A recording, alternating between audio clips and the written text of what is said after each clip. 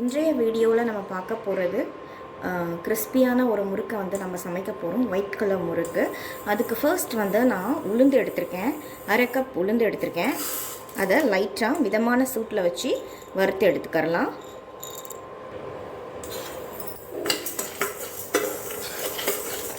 கருகாமல் வறுத்து எடுத்துக்கணும். ரொம்பவும் வந்து ப்ரௌனிஷாக ஆகக்கூடாது. கொஞ்சம் இந்த வறுக்கும் போது அந்த ஸ்மெல் வரும். அந்த ஃபைன் ஸ்மெல் வந்தோடனே நம்ம வந்து மாற்றிக்கிறலாம்.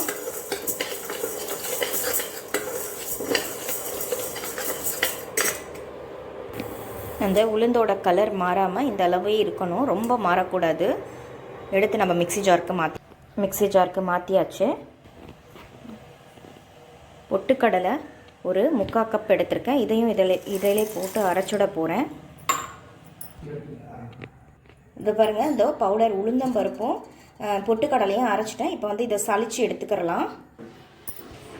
பாருங்கள், சளிச்சு எடுத்துக்கிட்டேன். இப்போ வந்து 2 கப் அளவுக்கு அரிசி மாவு நான் இதில் கலக்க போகிறேன்.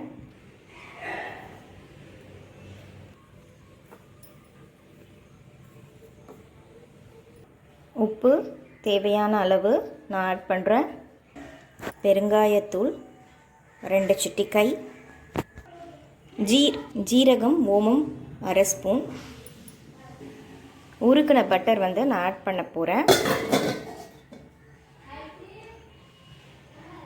நான் 2 ஸ்பூன் ஆட் பண்ணிக்கிறேன். ரொம்ப ஆட் பண்ணிட்டேன்னா அப்படியே உடஞ்சி போயிடும். முறுக்கு வந்து நல்லா பிழியறதுக்கு வராது. படபடன்னு உடஞ்சிடும். நல்லா கிறிஸ்பியாக இருக்கும், ஆனால் உடஞ்சி போயிடும். அதனால் நான் பாருங்கள், கொஞ்சமாக 2 ஸ்பூன்ஸ் தான் ஆட் பண்ணுறேன். நல்லா மிக்ஸ் பண்ணிக்கிறலாம். மிக்ஸ் பண்ணிவிட்டு முறுக்கு குழாயில் பிழிஞ்சு எடுத்தோன்னா நல்ல கிறிஸ்பியான ஒயிட் கலர் முறுக்கு வந்து நம்மளுக்கு கிடைக்கும். கொஞ்சம் கொஞ்சமாக தண்ணி ஆட் பண்ணிவிட்டு நம்ம பிசைஞ்சிக்கலாம். பாருங்கள், மாவு வந்து நல்லா பிசைஞ்சிருச்சு. நல்லா அழகாக ஒயிட் கலரில் இருக்குது பாருங்கள். இதை வந்து நல்லா பொரிக்கிறதுக்கு எண்ணெய் காய வச்சுக்கிறலாம். தேவையான அளவு எண்ணெய் போட்டுக்கிறலாம். எண்ணெய் போட்டாச்சு. எண்ணெய் நல்லா காஞ்ச பிறகு முறுக்கை புழிஞ்சு எடுத்துக்கிறலாம். எண்ணெய் காஞ்சிட்டது. இப்போ வந்து நம்ம முறுக்கை போட்டுக்கலாம்.